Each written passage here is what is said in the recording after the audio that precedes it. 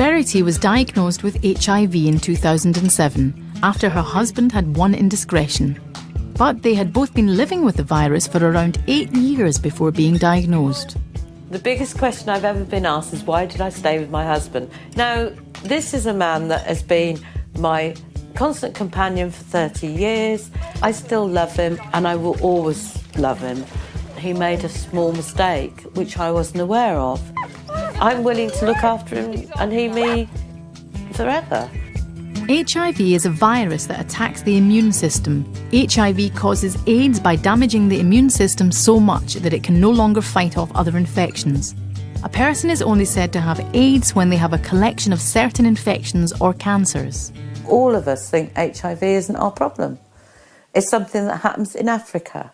It's something that happens to gay men. It's something that happens to people using drugs. And I've got a feeling that society hasn't really moved on for that. HIV is not spread through touching, sharing utensils or toilet seats. It's passed through the exchange of bodily fluids like semen, vaginal secretions and blood. I think people think that HIV is embarrassing because it's sexually transmitted. I find that ironic because we all have sex. They don't know how it affects you sexually. Has it got any body symptoms, which it doesn't really. It doesn't affect your genitals. You have no discharge. You don't have any symptoms for a very long time. And when you do have symptoms, they're general malaise. The only difference is we're advised to use condoms in case the virus mutates within our bodies, and we have to use safer sex with each other.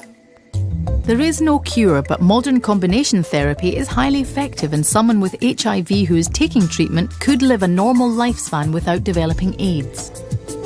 Treatment has improved hugely. I mean, I'm very privileged really to have HIV now.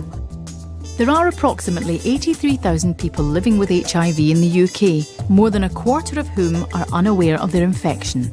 There's been a dramatic increase in the number of women diagnosed with HIV in the UK.